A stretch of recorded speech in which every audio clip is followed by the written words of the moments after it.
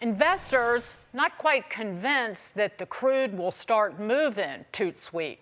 Oil jumping almost $1 a barrel today, still closing below $90 after discussion of this breakthrough deal. Let's bring in former Deputy National Security Advisor Victoria Coates. Victoria, when I hear the term memorandum of understanding, when referring to dealing with a terrorist regime, I'm not convinced that this bears fruit. How do you see it? Well, Dagan, Brian, good to be with you. No, you are absolutely correct to be skeptical of MOUs and these memorandum. But at the same time, what's not in that memorandum? Any sanctions relief for Iran. That's what they would have wanted up top. The president has said, no, we're not doing that. Guess what? Secretary Bessent, who is in a very strong cabinet, I don't want to put anyone else down, but Secretary Bessent has been a warrior on this, on Operation Economic Fury. He has said he put out more sanctions on the Iranians today rather than pulling them back. So what we are learning is that the Iranians do have to make this deal. They are going to have to agree to things they don't want to. And we're just moving through that process right now. But I'm really encouraged by what happened today. So I was trying to do a little math on this, okay? I agree. Maybe Iran will agree to this memorandum of understanding. It starts the clock on 60 days, okay? That's just to get the talks going on the nuclear material and what's going to happen with that. Let's say we go through those 60 days and we got nothing. Nothing happens. No deal, okay? I think that brings us pretty close to early August. And then I start to ask the question, if we're in early August and Iran is being intransigent, is President Trump going to want to go back in and do the hot war thing again? That's getting awfully close to midterms, Victoria. Tell me I'm too pessimistic, but that's how I read it. Well, Brian, look at it this way. The president said yesterday he doesn't care about the midterms. Yes, I know that's not driving his calculus on Iran. Obviously, nobody wants to lose the House. Everybody wants to keep the Senate if you're a conservative.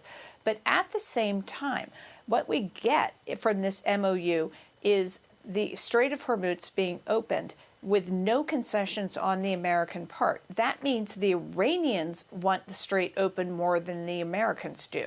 That's a different calculus, and I think it's really, really important. And if we get all of those molecules, all of that oil, all of that fertilizer, all of that natural gas coming out of the Persian Gulf through the strait over the course of the next 60, 90 days, this is going to do a tremendous amount to boosting the global economy. And we can, at the same time as the United States, continue to boost up our production.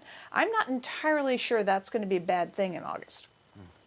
And I just wanted to note, though, the Wall Street Journal has an extensive piece about Iran still able, and this was several weeks that they reported this after the blockade started, still able to get, it was ship-to-ship transfers of its oil, continue to move and sell its crude to China, making money, keeping the regime alive, clearly a lot longer than some expected. But we want to get to this about the Russia-Ukraine war.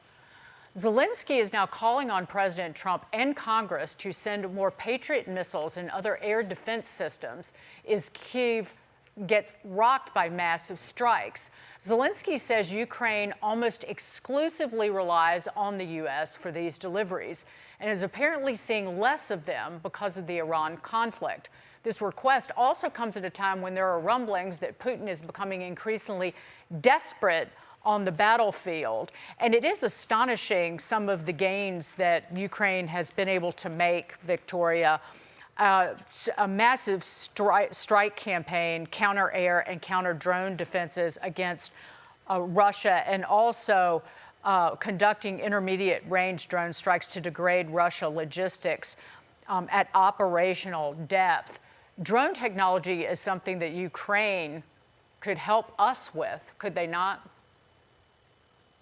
Oh, they absolutely could. And just to go back to the point about the Iranian exports to China, those are at a much reduced level, and China is driving a really hard bargain with the Iranians. So yes, they are getting some income, but it is so reduced from what it was a year ago. I think that is de minimis. In terms of what has happened with Ukraine over the course of the last 15 months since President Trump came in office, I mean, what Ukraine now knows is they don't have a blank check from the U.S. taxpayer to say we are going to fund every single request you make. And they have made these extraordinary advances, particularly on drones, that can do things that we used to have to export missiles to them to do. That's fantastic. And the president has directed the Department of War to partner with them on building up that industry. This is how we help Ukraine. And I am sure Secretary Hegseth and the president will both look at this request from President Zelensky, and if this is something we can satisfy and it helps Ukraine help itself rather than just being, as I said, a blank check, I'm sure they will give it serious consideration.